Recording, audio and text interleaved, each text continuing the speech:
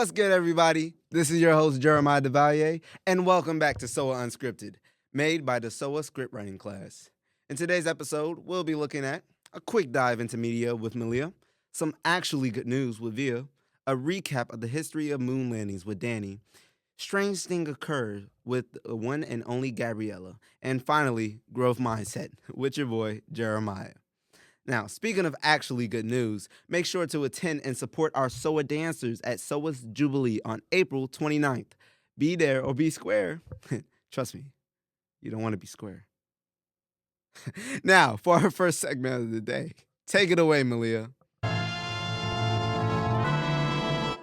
This year marked the 98th Academy Awards, which was chock full of legendary and historical wins, including a tie at the Oscars for Best Live Action Short, with The Singers and Two People Exchanging Saliva both accepting this year's award.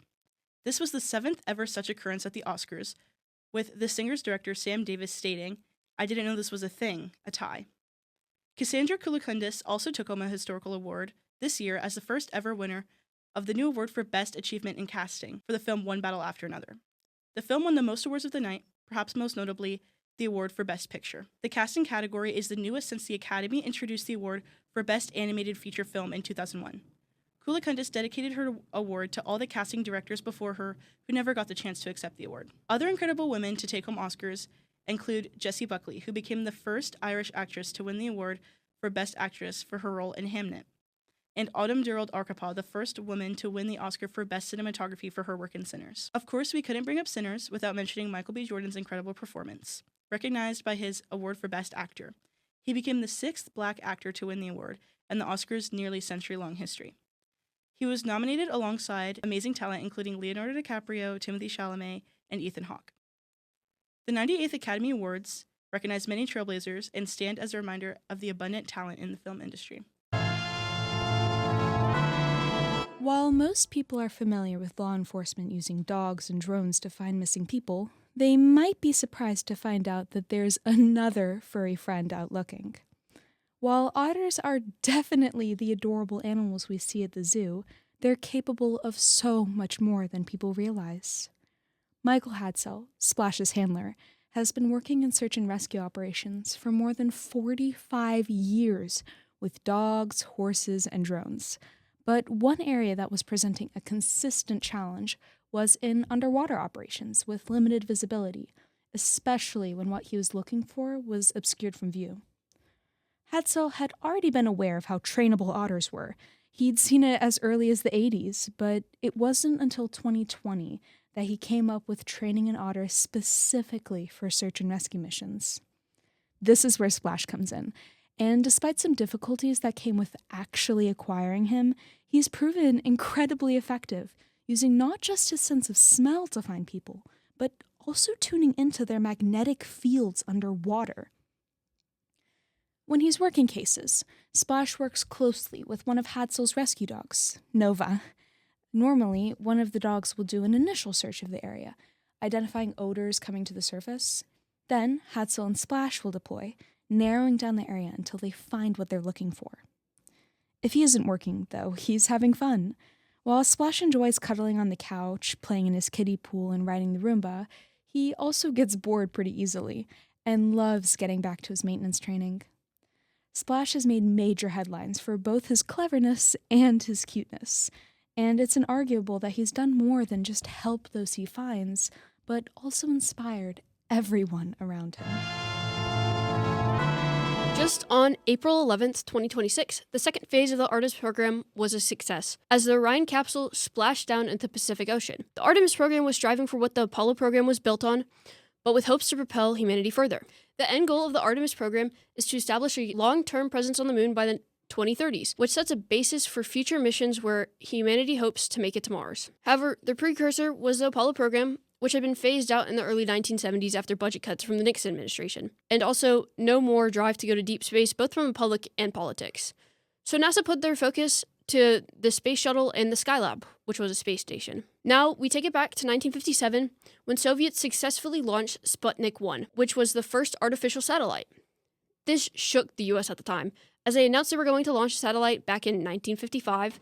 The launching of Sputnik led to a trigger of the Cold War and starting the space race between the Soviets and Americans. The U.S. would launch their own satellite in January of 1958 and the founding of NASA 6 months later. 4 years later, in 1962, JFK gave a speech at Rice University where he proclaimed, "We choose to go to the moon." We choose to go to the moon. We choose to go to the moon.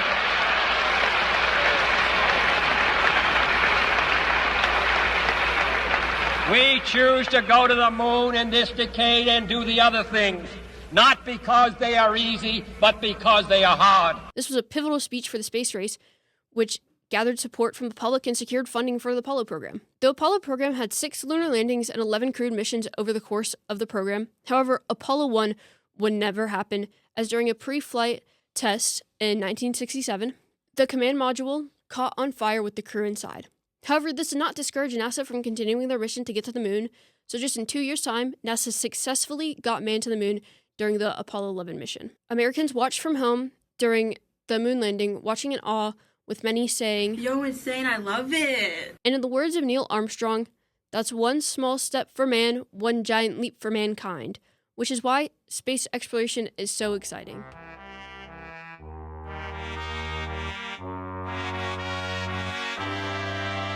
Welcome back to SOA Senior Spotlight. Featured on our show today is Batia Saradarian. Batia is a senior at Bruton High School and has been in the SOA program since her 6th grade years at NSAM. Since entering high school, Batia has completed 4 years of dance and theater arts. Now, let's begin. Everyone, welcome Batia. So, how are you liking senior year? I'm really liking senior year. I definitely think it's been my most challenging year, but it's also been my most fulfilling year.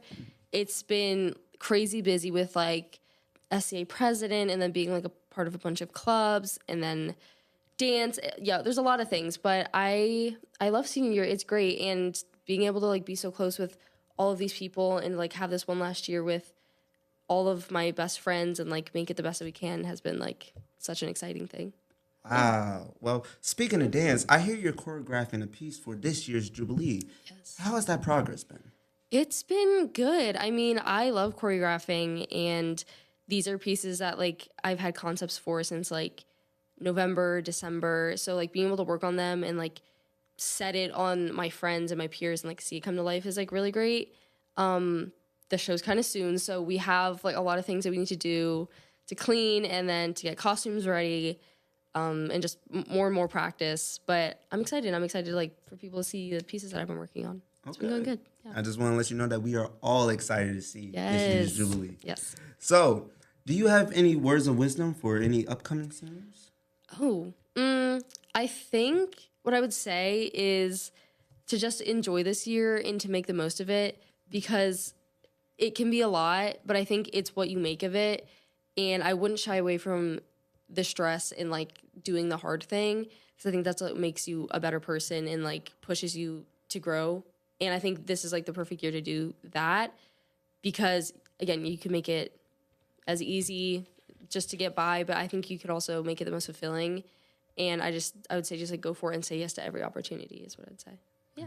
Is YOLO the motto? Yes. Okay. YOLO. And finally, what are you going to do once you graduate?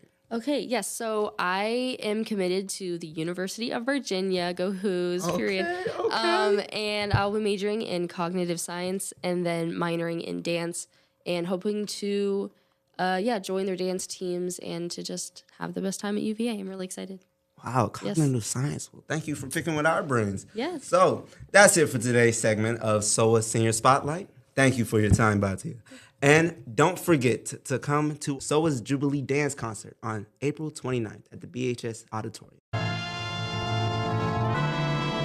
Today, on Strange Events Occur, we're heading to a college campus that decided normal school spirit just wasn't enough. At the University of Colorado, Colorado Springs, students organized an event that turned the entire place into something straight out of a comedy. 669 people, all dressed in giant inflatable T-Rex costumes. This wasn't a prank. It was an official Guinness World Record attempt, which they nailed. A judge literally had to confirm a dinosaur mob. And just like that, UCCS became the only campus where you can grab a coffee and accidentally walk into a T-Rex traffic jam. Hey guys, what's up? Back at it again with our growth mindset segment. This is the part of the broadcast where our overall goal is to leave you with a nice little bit of wisdom to keep you in a great mood. This wisdom can range from philosophy posed in the form of a question to simple words of affirmation. Our quote for today is from an extraordinarily accomplished and arguably influential writer of the early 20th century, Zora Neale Hurston. She, according to the biography on her website, was never indoctrinated in inferiority, and she could see the evidence of Black achievement all around her. She is truly an inspirational figure, and this quote only further supports that. Research is formalized curiosity. It is poking and prying with a purpose. Zora Neale Hurston. In a society where information is at the tips of our fingers and is progressively easier to access via generative AI, I think it's incredibly important to still have a curiosity and passion to dive deep into topics, even if they aren't your favorite thing. Find something to love about it.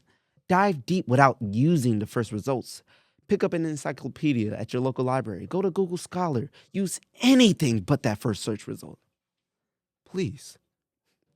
Sure, that could be a nerdy thing to say, but researching critically and not resorting to what popped up at the surface is absolutely necessary. So with that, I'll see y'all on the flip side, and remember to dig deep.